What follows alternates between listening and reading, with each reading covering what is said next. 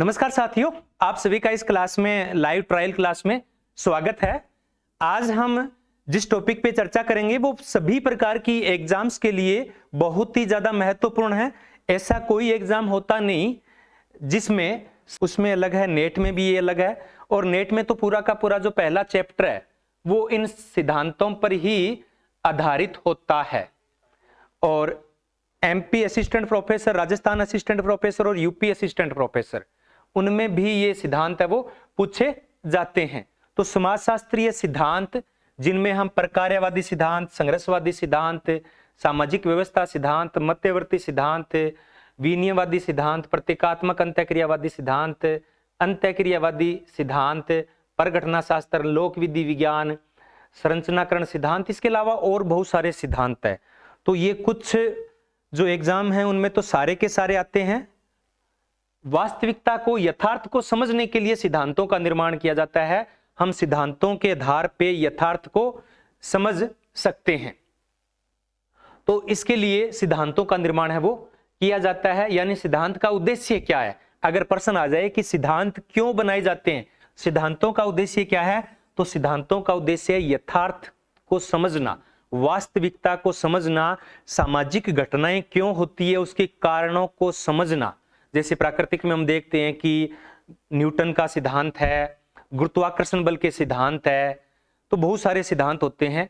तो वो तो सार्वभौमिक होते हैं, लेकिन अपने जो सोशल साइंस के सिद्धांत होते हैं उनमें थोड़ी सी वो वास्तविकता कम होती है। तो समाज की वास्तविकता को समझने के लिए सिद्धांतों का निर्माण किया जाता है। लेकिन एक बात क्या होती है, समाज के अंदर वास्तविकता क्या है, समाज का यथार्थ क्या है, इसको समझना थोड़ा सा मुश्किल है। क्योंकि जितने लोग हैं उतने ही यथार्थ हैं। अगर कोई एक चीज है, उस चीज को, अगर ये मेरे हाथ में ये पेन है, तो ये प्रत्येक व्यक्ति के लिए अलग अलग इसका मतलब होगा, इसकी वास्तविकता कुछ अलग होगी। मेरे लिए इसका कुछ और मतलब है। जो अगर इसका व्यापार करता है ना, तो उसके लिए उसका मतलब क्या है कि इसकी कितनी कॉस्ट आई है, कितनी नहीं आई है। एक दुकानदार है, वो क्या सोचेगा, वो सोचेगा कि इसको कितने में परचेज किया जाएगा और कितने में बेचा जाएगा। तो प्रत्येक के लिए वास्तविकता है वो अलग अलग हो जाती है, क्योंकि समाज है वो विविधताओं से भरा हुआ है। प्रत्येक व्यक्ति अपने नजरिए से समाज को सोचने का प्रयास करता है। वास्तविकता में क्या है, समाज की वास्तविकता है क्या? तो समाज की वास्तविकता में व्यक्ति और समाज दोनों आते हैं। क्या आते हैं? व्यक्ति और समाज दोनों आते हैं। तो समाज की वास्तविकता का संबंध व्यक्ति से भी है और समाज से भी है। और समाज शास्त्र के अंदर ये बड़ी दुविधा रही है कि व्यक्ति को महत्वपूर्ण माना जाए या समाज को महत्वपूर्ण माना जाए, व्यक्ति को महत्वपूर्ण माना जाए या समाज को महत्वपूर्ण माना जाए। ये है कि समाज निर्णयकारी है या व्यक्ति निर्णायककारी है। और समाज विज्ञानियों में इन दोनों को लेकर मतभेद है। कुछ तो कहते हैं कि जो कुछ है वो समाज है, और कुछ कहते हैं कि जो कुछ है वो व्यक्ति है। और इसी से जितने हमारे सिद्धांत है वो सब इसी से रिलेटेड हैं, इससे रिलेटेड हैं। जिसने कहा कि समाज महत्वपूर्ण है, समाज निर्णायक है, तो उनके जो सिद्धांत है वो सिद्धांत क्या है, समाज को लेकर चलते हैं। तो जैसे हमारे प्रारंभिक समाजशास्त्री थे, काम्टे है, स्पेंसर है, इमाइल दुर्खिम है, मैक्स वेबर है, कार्ल मार्क्स है, उन्होंने क्या किया, उन्होंने समाज को महत्वपूर्ण माना और उनके सिद्धांत थे वो समाज को सर्वोपरि मानते हैं। लेकिन जो आधुनिक सिद्धांत विकसित हो रहे हैं, जिसमें परघटना विज्ञान है, लोक विधि विज्ञान है, या और बहुत से विज्ञान आ रहे हैं, जैसे कि नव प्रकार्यवाद है, नव संरचनावाद है, ये सब क्या करते हैं, वो कहते हैं कि व्यक्ति महत्वपूर्ण है। क्या है? व्यक्ति महत्वपूर्ण है। व्यक्ति से समाज बनता है, ना कि समाज से व्यक्ति बनता है। तो ये दोनों ही सत्य हैं। व्यक्ति ही समाज को बनाते हैं। अगर समाज में व्यक्ति नहीं होंगे तो क्या समाज होगा? नहीं होगा। तो व्यक्तियों से मिलकर समाज बनता है। लेकिन जब एक बार समाज विकसित हो जाता है तब वो व्यक्ति पर निर्णयकारी हो जाता है। तो ये दो बातें हैं, व्यक्ति बनाम समाज। क्या है? व्यक्ति बनाम जो विवाद है, ये ये विवाद हमेशा से चला आ रहा है और हमेशा से चलता रहेगा। व्यक्ति बनाम समाज। तो जिन्होंने समाज को महत्वपूर्ण माना, उनके सिद्धांत क्या है? उनके सिद्धांतों को हम वृहद सिद्धांत कहते हैं, और जिन्होंने व्यक्ति को महत्वपूर्ण माना, इनके सिद्धांतों को हम सूक्ष्म सिद्धांत कहते हैं। और कई बार जो सिद्धांत होते हैं वो क्या है? परस्पर विरोधी भी हो जाते हैं। क्या है? विरोधी भी हो जाते हैं। तो अब व्यक्ति और समाज का जो विवाद है, व्यक्ति बनाम समाज, मैं यहां किसकी बात कर रहा हूं? मैं यहां सिद्धांतों की बात कर रहा हूं। सिद्धांतों को अगर हमें समझना है, क्योंकि मूल क्या है, किसी भी चीज को समझने के लिए उसका मूल पता होना जरूरी है। अगर मूल हमें पता नहीं होगा तो क्या होगा? हम चीजों को समझ नहीं पाएंगे। तो जिन्होंने कहा कि समाज महत्वपूर्ण है, किन्होंने कहा कि समाज महत्वपूर्ण है, तो समाज को जिन्होंने इंपॉर्टेंस दी, उन्होंने कौन से सिद्धांत विकसित किए? उन्होंने वृहद सिद्धांत विकसित किए। जैसे हम इमाइल दुर्खिम का उदाहरण ले सकते हैं कि जो कुछ है वो समाज है, समाज ही देवता है, समाज का ही बनाया हुआ स्वर्ग है, स्वर्ग का साम्राज्य महिमा मंडित समाज है। यानी व्यक्ति उसमें नगण्य होता है, व्यक्ति का उसमें कोई रोल नहीं होता है। और दूसरे सिद्धांत क्या कहते हैं? वो कहते हैं कि जो व्यक्ति को महत्वपूर्ण मानते हैं, उन्होंने कौन से सिद्धांत दिए? उन्होंने सिद्धांत दिए सूक्ष्म स्तरीय सिद्धांत, जिसमें गारफिंकल है, अर्सल है, सुर्ज है। इन्होंने कहा कि व्यक्ति महत्वपूर्ण, और व्यक्ति को केंद्र में रखते हुए उन्होंने सिद्धांत विकसित किए। तो जितने भी हमारे सिद्धांत हैं, उन सबको हम दो भागों में बांट सकते हैं, वृहद सिद्धांत और सूक्ष्म स्तरीय सिद्धांत। तो ये दो हमारे सिद्धांत है। शुभ संध्या सभी को।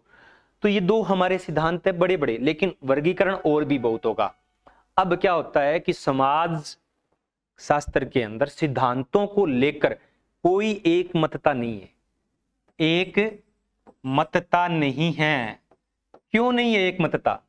क्योंकि समाज, प्रत्येक व्यक्ति अपने नजरिए से समाज को देखता है।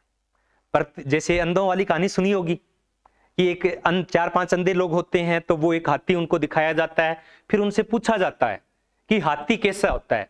तो किसी ने जैसे सूंड को पकड़ा, उसने क्या कहा कि हाथी है वो ऐसे होता है। किसी ने पैर पकड़े तो उसने कहा कि हाथी तो बड़े खंबे के समान होता है। किसी ने हाथी की पूंछ पकड़ी तो उसने कहा कि हाथी है वो एक छोटी सी रस्सी के समान होता है। और अगर किसी ने उसके कान को पकड़ा तो उन्होंने कहा कि हाथी है वो कान कपड़े के समान होता है। तो समाज को देखने का नजरिया सबका अलग अलग होता है, और समाज इतना विस्तृत है कि इसको एक नजरिए से विकसित किया भी नहीं जा सकता। इस वजह से क्या होता है कि जो सिद्धांत होते हैं उनमें परस्पर विरोधी भास भी होता है। जैसे कि प्रकार्यवाद क्या कहता है कि समाज के अंदर जितनी भी व्यवस्था है वो सब में उसमें योगदान देती है, कहीं व्यक्ति का शोषण नहीं होता है। लेकिन संघर्षवादी सिद्धांत क्या कहता है? संघर्षवादी सिद्धांत क्या कहता है? संघर्षवादी सिद्धांत कहता है कि ये तो बिल्कुल जो चीजें हैं वो एक विरोधी भास है, इसमें लोग शोषण है वो शोषित करते हैं। पर्सपेक्टिव है, देखो थोड़ा सा जो सिद्धांत है वो सिद्धांत किससे विकसित होंगे? सिद्धांत है वो दृष्टिकोण से ही विकसित होंगे। सिद्धांत किससे बनेंगे? सिद्धांत दृष्टिकोण से विकसित होंगे।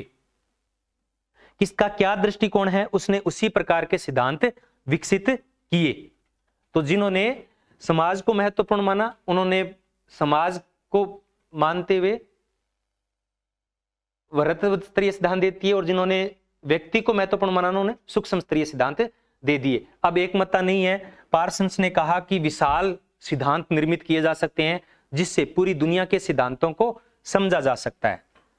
मर्टन क्या कहते हैं कि समाजशास्त्र के अंदर विशाल सिद्धांत तो संभव ही नहीं है, केवल मध्य स्तरीय सिद्धांत है वो विकसित किए जा सकते हैं। और जो आधुनिक समाजशास्त्री आते हैं वो क्या कहते हैं कि ना तो मध्य स्तरीय सिद्धांत संभव है, ना विशाल, केवल सूक्ष्म स्तरीय सिद्धांत ही बन सकते हैं। तो ये अलग अलग दृष्टिकोण है सबके सिद्धांतों को लेकर। क्वेश्चन है वो मैं टेस्ट सीरीज में दूंगा। अभी क्या है कि 5-7 दिन से मैं थोड़ा अवकाश पे था, तो मैं मंडे से रेगुलर टेस्ट और रेगुलर क्लासें हैं वो स्टार्ट कर दूंगा, और जो पीडीएफ है वो भी शेयर करना शुरू कर दूंगा। तो अभी टेस्ट सीरीज पे मेरा ज्यादा होता है कि मैं टेस्ट सीरीज पे फोकस करूं, और मेरा प्रयास है कि जून तक मैं 15,000 प्रश्नों का एक प्रश्न बैंक तैयार कर लूं, जिसमें जितने भी पेपर्स हैं नेट के 2000 के बाद में किसी असिस्टेंट प्रोफेसर के आए हैं, या किसी यूपी पीजीटी के जितने भी पेपर्स हैं, राजस्थान पीजीटी के जितने पेपर्स हैं, उन सब को वहां पे अपलोड कर दूं उस कोर्स के अंदर, पर्टिकुलर कोर्स के अंदर। और साथ में जो टॉपिक वाइज हैं वो भी क्वेश्चन मैं कर सकूं, तो उसमें कुछ 50% प्रश्न तो मैं अपनी तरफ से तैयार करता हूं, और 50% है वो मैं जो कुछ गाइड्स होती है उनसे तैयार मैं करता हूं। तो क्या है सिद्धांत, क्या है, अब समझ लेते हैं कि सिद्धांत है क्या, उसके बाद में हम एक एक सिद्धांत पे चर्चा करने वाले हैं। तो सिद्धांत से तात्पर्य है वो नहीं है जो हम आम बोलचाल में प्रयोग करते हैं। क्या हम आम बोलचाल में प्रयोग करते हैं ना कि ये मेरा सिद्धांत है, मैं किसी को पैसे उधार नहीं देता। यूपी पीजीटी की टेस्ट सीरीज हाँ चल रही है, सबकी टेस्ट सीरीज है वो कर रही है, और मेरा मेन फोकस है वो टेस्ट सीरीज पर ही रहता है, क्योंकि जितना भी हम पढ़ लें जब तक प्रश्नों को हल नहीं करेंगे, और आजकल के जो प्रश्न आ रहे हैं आपने देखा होगा कि केवल ऐसे नहीं है कि आप चीजों को समझ लो, जब तक ऑब्जेक्टिव टाइप प्रश्न हल करके नहीं देखोगे और जब तक चीजों को गहराई से समझोगे नहीं, तब तक हमें हमारा पेपर क्लियर नहीं हो पाएगा। तो हमें चीजों को समझना जरूरी है, इसलिए मैं थोड़ा सा समझाने का प्रयास करूंगा, थोड़ा गहराई होगी, हो सकता है आपको लंबा क्लास लग जाए, लेकिन उसमें फिर कुछ गलती की गुंजाइश है वो बहुत कम हो जाएगी। तो सिद्धांत से तात्पर्य क्या है, हम बोल देते हैं ना कि मेरा सिद्धांत है, मैं किसी से झूठ नहीं बोलता, मैं किसी को पैसा नहीं देता, तो वो सिद्धांत, यहां वो सिद्धांत नहीं है। सिद्धांत क्या है, पूर्वानुमानों का एक पुंज है। पुंज से तात्पर्य होता है क्या, एक सेट है। क्या है, एक सेट है जिसमें बहुत सारी बातें एक साथ आ जाती है। तो मतलब बहुत सारी, मतलब 2 या 2 से अधिक चरों से बनता है। किससे बनता है, 2 या 2 से अधिक चरों से बनता है सिद्धांत। ये जो चर होते हैं आपस में जब जुड़ते हैं, पुंज बनते हैं, तो वो क्या होते हैं, तर्क संगत होते हैं। क्या होते हैं, तर्क संगत होते हैं, और अंतर संबंधित होते हैं, अनुभव परक होते हैं, प्रमाणित उनको किया जा सकता है। तो ये सब क्या है, तथ्यों का अमूर्तीकरण है। जो भी तथ्य होते हैं, चरों से अवधारणाएं बनती है, तथ्य और चरों से अवधारणाएं बनती है, और अवधारणाओं से सिद्धांत है वो निर्मित होते हैं। तो सिद्धांत क्या है, तथ्यों से निकाले गए सामान्यीकरण, यानी कोई भी तथ्य होते हैं उनसे जो हम निष्कर्ष निकालते हैं, उनका हम सामान्यीकरण करते हैं, उनसे सिद्धांतों का निर्माण होता है।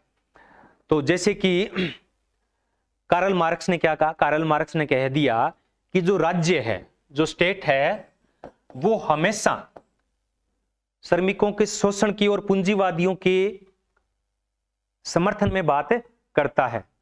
टेस्ट सीरीज तो देखो जो ज्वाइन किया उन्हीं को मिलेगी, सभी को नहीं मिलने वाली है, क्योंकि इतना टाइम मेरे पास में नहीं होता है। हमें भी चीजों को क्वालिटी देने के लिए कुछ खर्च भी चाहिए होता है, पूरा का पूरा जो सेटअप होता है उसके लिए खर्च चाहिए हमें।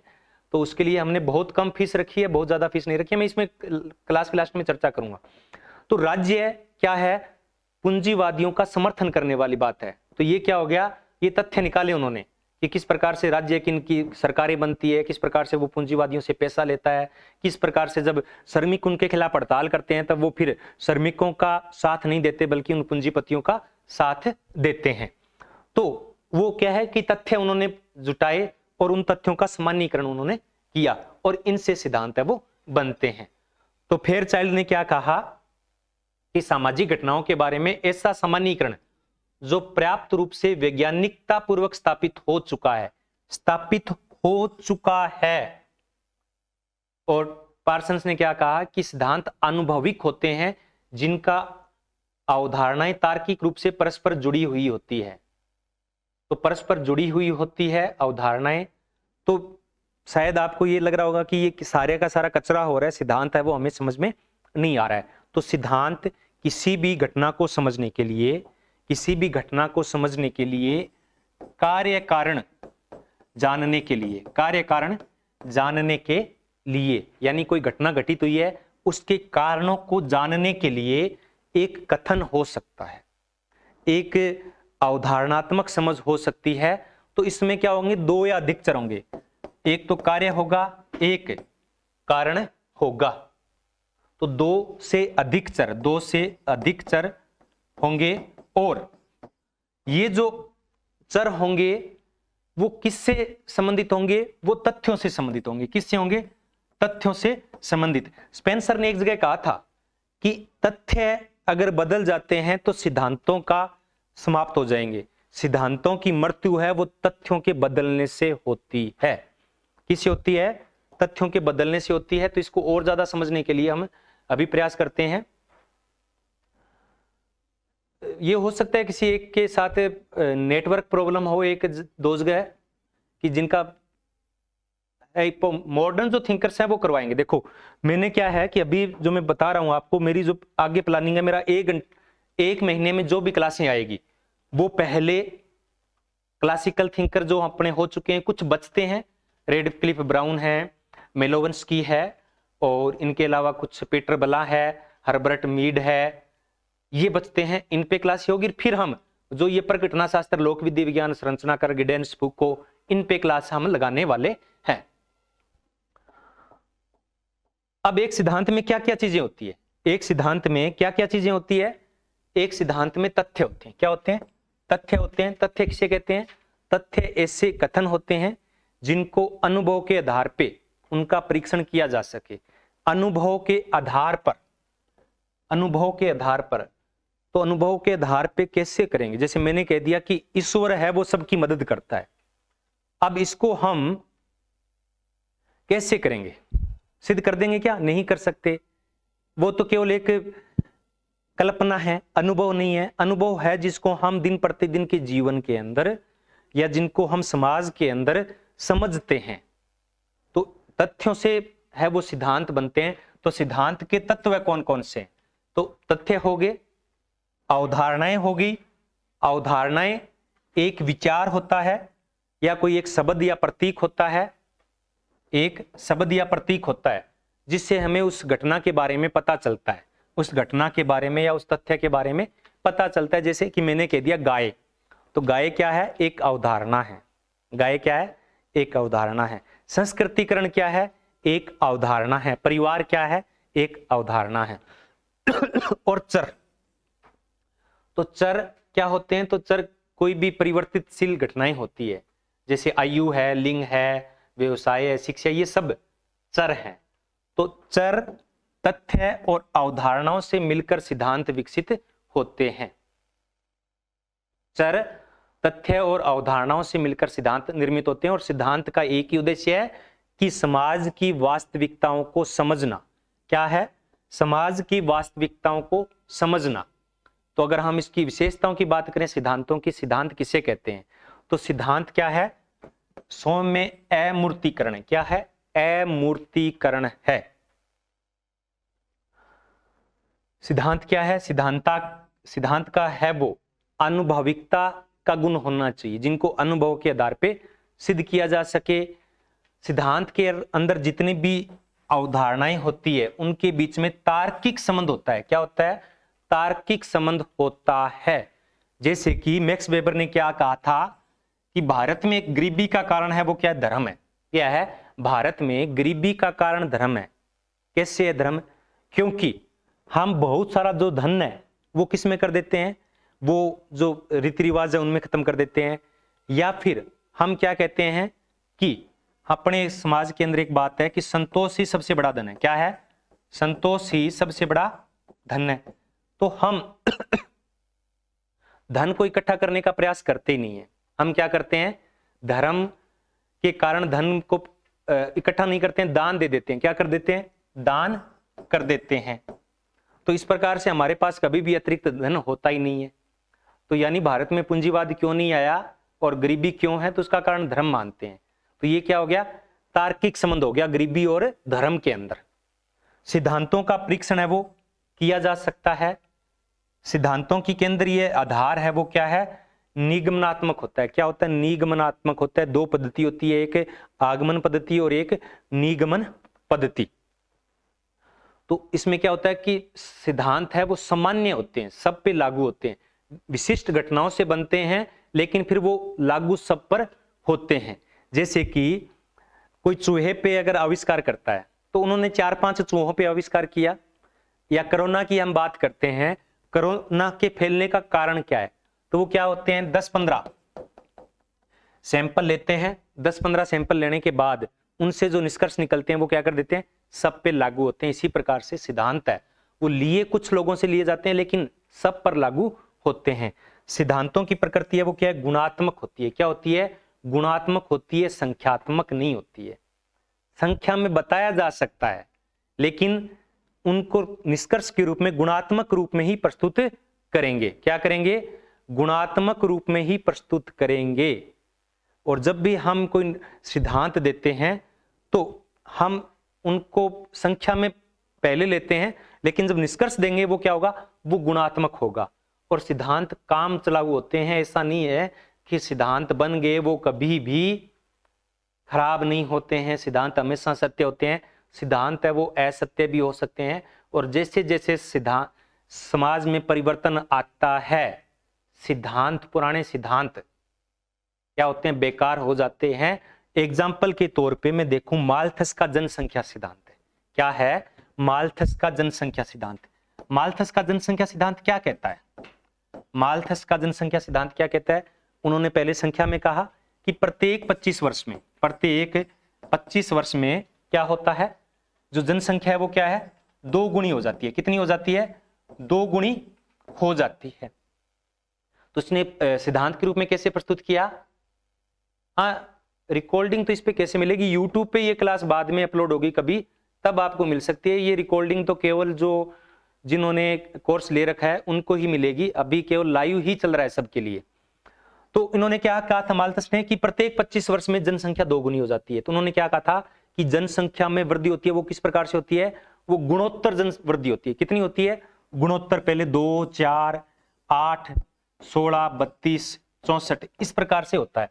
लेकिन आजकल क्या है कि सामाजिक परिवर्तन हो गया है, लोगों ने गर्भ निरोधक साधनों का प्रयोग करना शुरू कर दिया है, बच्चों को बोझ समझने लग गए हैं, शिक्षा बहुत महंगी हो गई है। तो क्या होगा, अब ये जो सिद्धांत है वो क्या हो गया, अनुपयोगी हो गया। अब ये सिद्धांत किसी भी प्रकार का काम का नहीं रहा है। तो हम जरूरी नहीं कि जो एक बार सिद्धांत बन गया वो हमेशा सत्य ही रहेगा। सिद्धांत झूठे भी साबित होंगे और झूठे साबित होने भी चाहिए।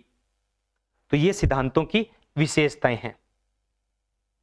अब बात आती है कि सिद्धांत कितने प्रकार के होते हैं, सिद्धांत कितने प्रकार के होते हैं।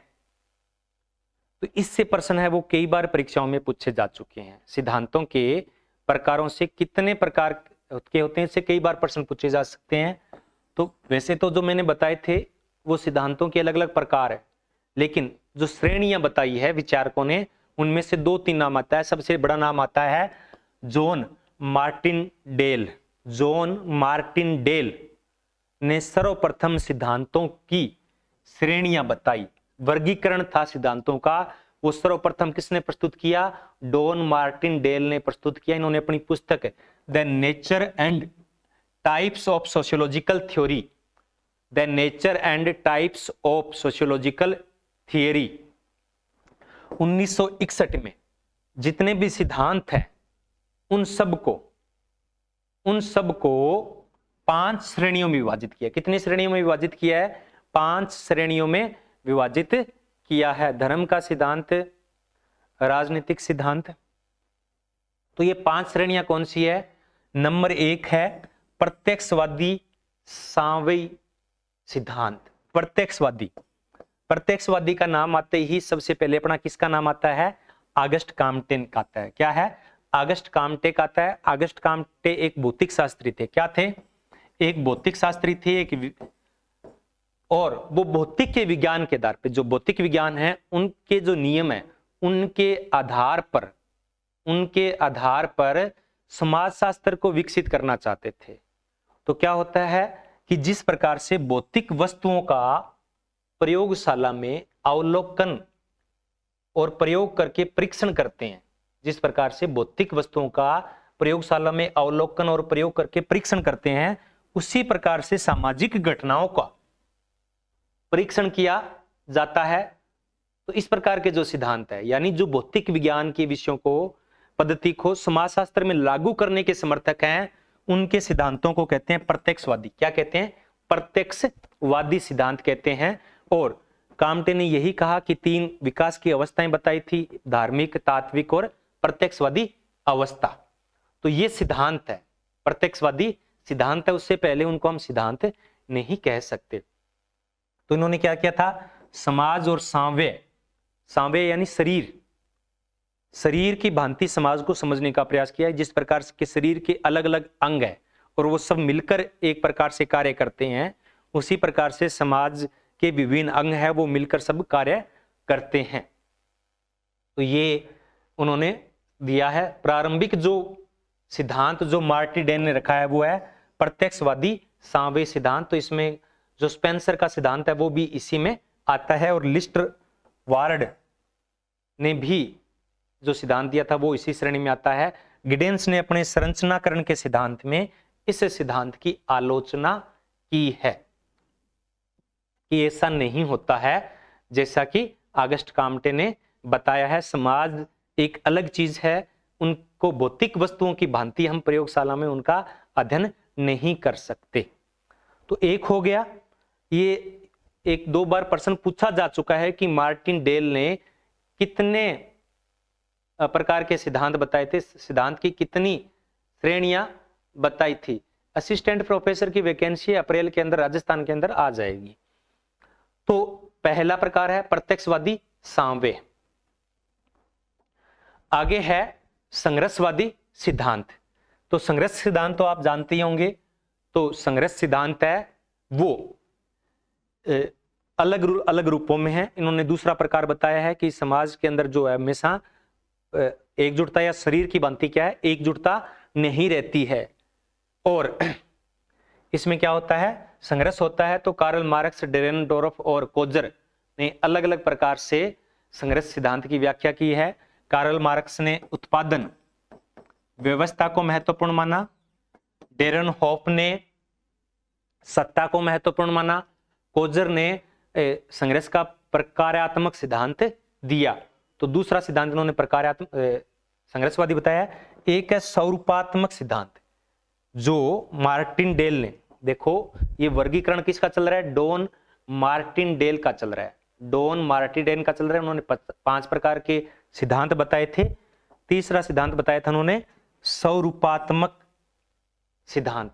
तो समाजशास्त्र के अपने 2 वो संप्रदाय हैं, एक समन्वयात्मक और एक स्वरूपात्मक संप्रदाय। स्वरूपात्मक संप्रदाय किसने दिया था, स्वरूपात्मक संप्रदाय था जॉर्ज सिमेल ने दिया। करो किसने दिया था, कि जॉर्ज सिमेल ने दिया था। तो ये सिद्धांत है वो उस श्रेणी में आता है।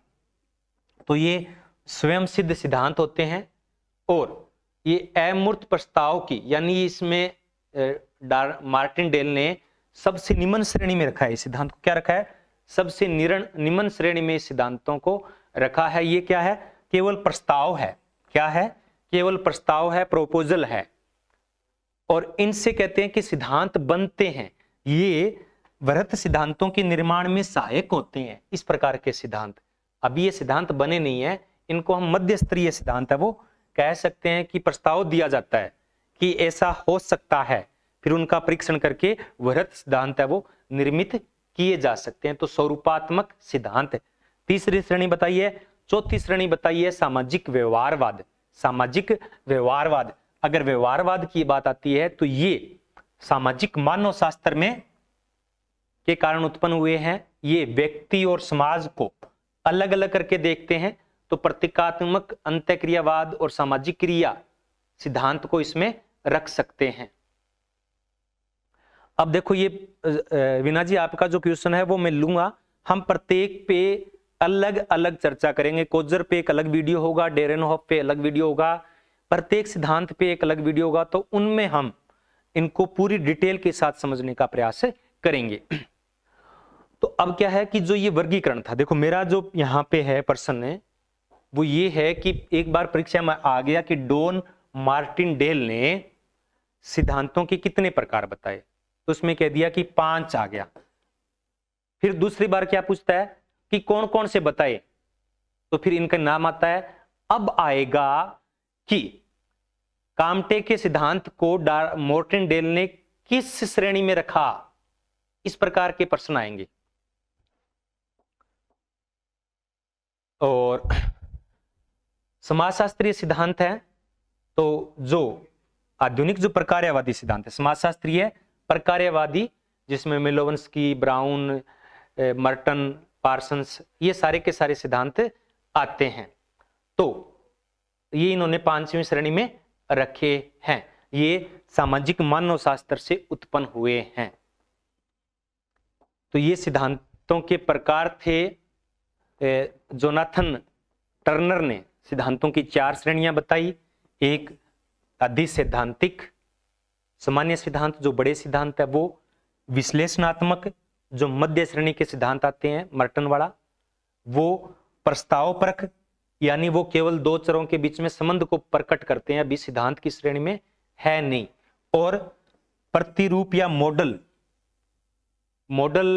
या प्रतिरूप होता है ये जो मर्टन ने पैराडाइम बनाया था, प्रकार्य सिद्धांत का मॉडल बनाया था, तो वो इस श्रेणी में आ जाता है। या मैक्स वेबर ने आदर्श प्रारूप का जो मॉडल बनाया था, मॉडल का मतलब होता है रोल मॉडल, देखा होगा आपने, कि हम उसको लेकर चीजों की व्याख्या कर सकते हैं उसके आधार पर।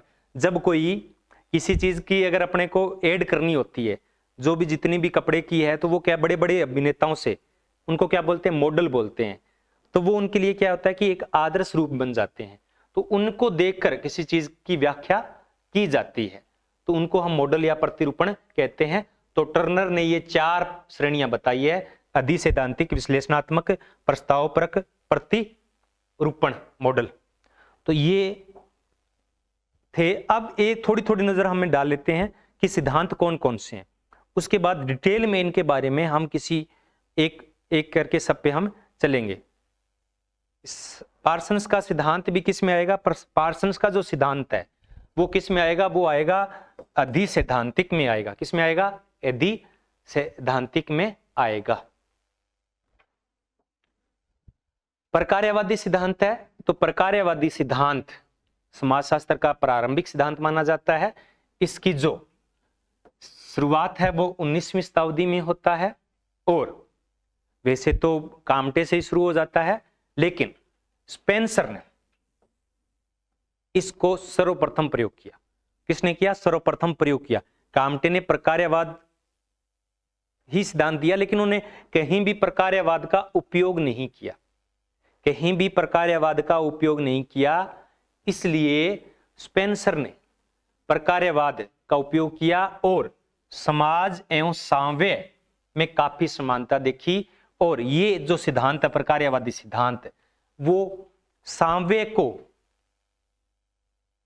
रुक रुक के चलती है। शायद नेटवर्क का इशू हो सकता है आपकी तरफ से, उस वजह से रुक के चल रही है। तो साम्य का मतलब होता है शरीर की भांति। अब शरीर के अलग अलग अंग है, ये सिर है, ये आंखें हैं, ये कान है, ये हाथ है, पैर है। अब ये क्या है, अलग अलग अंग है, लेकिन ये अलग अलग कार्य नहीं करते हैं, ये एक साथ कार्य करते हैं। ये क्या करते हैं, एक साथ कार्य करते हैं। अगर हाथ बोल दे कि मैं खाना है वो मुंह तक नहीं पहुंचाऊंगा, तो क्या होगा, बॉडी काम नहीं करेगी। हाथ को खाना मुंह तक पहुंचाना ही पड़ेगा। अगर पाचन तंत्र कह दे कि मैं खाना नहीं पचाऊंगा, तो बॉडी नहीं चलेगी। यानी जब शरीर के सभी अंग अगर योगदान देंगे तभी शरीर चल पाएगा। इसी प्रकार से प्रकार्यवादी सिद्धांत कहता है कि समाज के विभिन्न अंग है और वो सब कार्य करते हैं, सब अपना योगदान देते हैं। अगर योगदान नहीं देंगे तो ऐसा संभव हो ही नहीं सकता कि वो योगदान ना दे, उनको आवश्यक रूप से योगदान देना ही पड़ता है। तो पहले स्पेंसर ने किया, उसके बाद में इसको वैज्ञानिक अवधारणा के रूप में, इसको व्यवस्थित जो रूप प्रदान किया था वो किसने दिया था, वो इमाइल दुर्खिम ने दिया था। किसने दिया था, इमाइल दुर्खिम ने दिया था अपनी पुस्तक the division of labour in society के अंदर। इस पे काफी कुछ लिखा और बाद में इन्होंने the rules of sociological method में इसको और ज्यादा विकसित करने का प्रयास किया। तो शुरुआत है वो स्पेंसर से मानी जाती है, क्योंकि प्रकार्य का जो उपयोग है वो काम्टे ने नहीं किया। इसको व्यवस्थित एवं वैज्ञानिक रूप है वो इमाइल दुर्खिम ने दिया। इसके बाद में मर्टन एवं पार्सन्स ने आगे बढ़ाया और बाद में मिलोवंस्की और रेडफील्ड ब्राउन ने इसको आगे बढ़ाया। तो अब इन पे से स्पेंसर पे, इमाइल दुर्खिम पे, मर्टन पे, पार्सन्स पे अपनी क्लासें हो चुकी है। अब क्लासें हैं वो मिलोवंस्की और रेडफील्ड ब्राउन पे बचती है, वो हम करवाएंगे। आगे है संरचनावाद। संरचनावाद देखो कई बार क्या होता है कि एक साथ आता है संरचनात्मक प्रकार्यवाद। क्या आता है? संरचनात्मक प्रकार्यवाद। अब क्या होता है संरचनात्मक प्रकार्यवाद? अब देखो ये बॉडी की बात कर रहे हैं, बॉडी के अलग अलग अंग है वो कार्य कर रहे हैं, तो ये तो प्रकार्यवाद हो गया। लेकिन अब बॉडी की जो स्ट्रक्चर है वो क्या है? वो संरचना है। अब इसकी संरचना ये है कि 2 पैर हैं, 2 हाथ हैं, 2 कान हैं, 2 आंखें हैं, 1 सिर है, ये इसकी स्ट्रक्चर हो गई। तो ये जो कहते हैं, तो ये जैसे भाषावाद से लिया गया है, संरचनावाद का प्रयोग है वो 1900 या 1930 के बाद के मध्य हुआ था। भाषा विज्ञान से ये लिया गया है। इसमें क्या होता है कि सामाजिक क्रिया की बजाय सामाजिक संरचना को अधिक महत्व दिया जाता है। वो कहते हैं कि अगर संरचना सही है ना तो प्रकार्य तो अपने आप हो ही जाएगा। स्ट्रक्चर सही होनी चाहिए, संरचना सही होनी चाहिए। तो ये संरचनावाद पे अधिक महत्व देते हैं। लेकिन संरचनावाद का उद्देश्य तो यही है ना कि वो प्रकार्य करे, तो इसलिए दोनों को कई बार है वो संरचनात्मक प्रकार्यवाद एक साथ इसका उपयोग किया जाता है।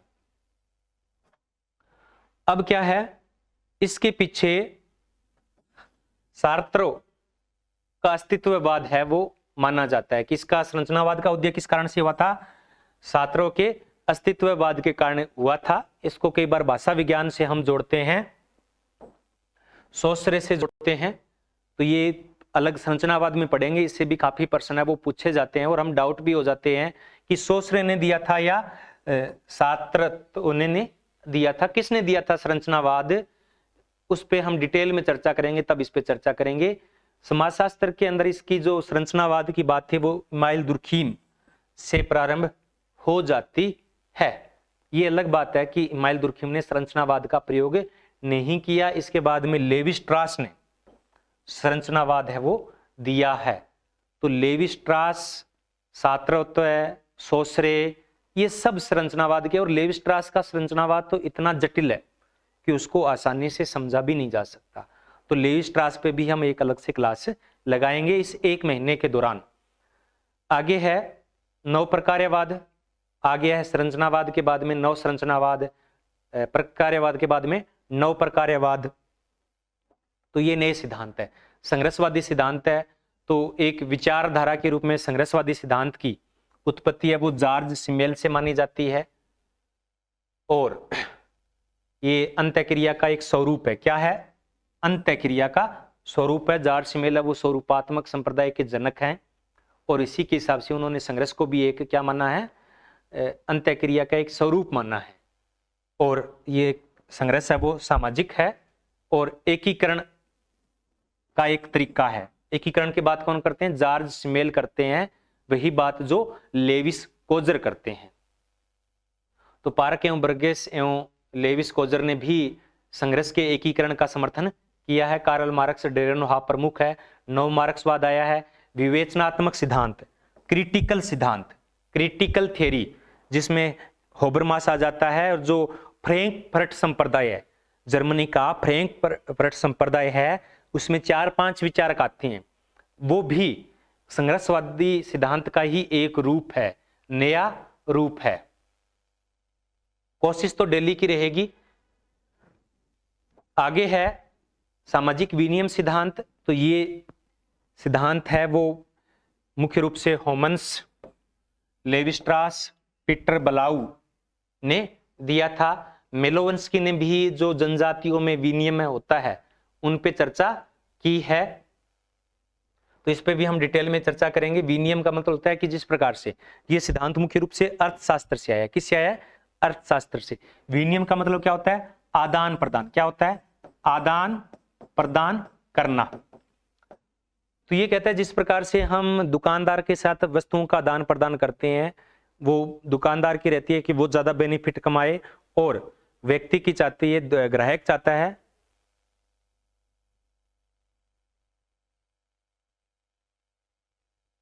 दिखाई नहीं दे रहा है, केवल नाम दिखाई दे रहा है, आपका नंबर दिखाई नहीं दे रहा है। तो वो आदान प्रदान होता है ना, उसी प्रकार का समाज के अंदर भी आदान प्रदान होता है। पत्नी नहीं चाहती है कि पति के साथ जब वो विनियम करे तो उसको ज्यादा बेनिफिट हो, और पति चाहता है कि उसको ज्यादा बेनिफिट हो। अब है प्रतीकात्मक अंतःक्रियावाद। ये Herbert Blumer, C.H. Cooley, Goffman, Herbert Mead, इन पे अभी हमारी क्लासें नहीं है, इन पे भी हम क्लास अलग से बनाएंगे, उसमें डिटेल में चर्चा करेंगे। सामाजिक क्रिया सिद्धांत प्रेटो, वेबर और पार्सन्स ने दिया, और सामाजिक व्यवस्था सिद्धांत है वो पार्सन्स ने दिया। प्रघटना शास्त्र हर्शेल है, शुड्ज है, जॉर्ज सांतियाना है। लोक विधि विज्ञान यानी एथनोमेथोडोलॉजी हेराल्ड गारफिंकल है। तो ये प्रमुख हमारे सिद्धांत हैं, उन सबको हम करेंगे। तो आज का जो हमारा क्लास थी वो केवल इसी पे थी कि सिद्धांत किसे कहते हैं, सिद्धांत कितने प्रकार के होते हैं, सिद्धांत की तत्व कौन कौन से हैं, सिद्धांतों का मतलब क्या होता है। तो मुझे उम्मीद है कि आप समझ गए होंगे कि सिद्धांत है वो क्या है, सामाजिक वास्तविकताओं को, सामाजिक यथार्थ को प्रकट करने के तरीके होते हैं। क्या होते हैं? सामाजिक यथार्थ को प्रकट करने के तरीके होते हैं। प्रकार्यवादी इसको अलग तरीके से प्रकट करते हैं, संघर्षवादी इसको अलग तरीके से बताने का प्रयास करते हैं, मध्यवर्ती सिद्धांत अलग तरीके से, विनियमवादी सिद्धांत। लेकिन सारों का उद्देश्य ये है कि सामाजिक यथार्थ को समझना, उसके कारण क्या है, उन कारणों को समझना।